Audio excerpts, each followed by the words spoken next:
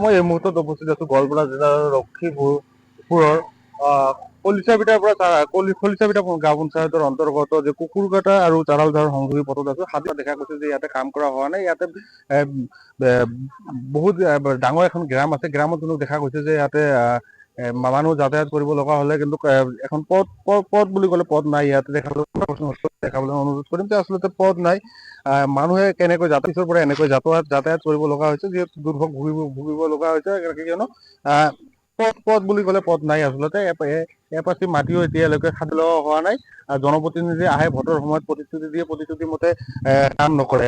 আমি স্থানীয় লগ আছে, আমি কাষলৈ যাবলৈ চেষ্টা কৰিম। আচলতে কি কব আচলতে কেনেকুৱা? না আমাৰ এইখান মানে পথৰ কোনো মানে হেৰি কেয়াৰ নলয়। কাৰণ আমি ইলেকশ্যনত আহি তাহতে নানান প্ৰতিশ্ৰুতি দিয়ে, কিন্তু আমাৰ কাম কৰি নিদিয়ে। আমি এই পকী ৰাস্তাৰ পৰা কেঁচা ৰাস্তালৈকে যিখন যাতায়াত কৰোঁ, খুব কষ্টৰে যাতায়াত কৰোঁ। আমাৰ মানে ইয়াতে কিমান সংখ্যক মানে আপোনালোকৰ ফেমিলি মানে ভোটাৰ কি আছে? মোটামুটি আমাৰ এতিয়া এইখন গাঁৱৰ মাজত প্ৰায় 800 850 ভোটাৰে আছে। নাই নাই, আমি পোৱাই নাই। মোৰ বয়সটো প্ৰায় 70 বছৰ আহি পালে, কিন্তু মই আজিলৈকে দেখা নাই এখন পথত মানে দুটুকুৰা মাটি পৰিছে, পৰা নাই। খুব কষ্ট হৈ যায়। বন্যাৰ টাইমতো আমি নৌকা দি ৰাস্তাটো দিব লাগে, এনেকা হৈছে।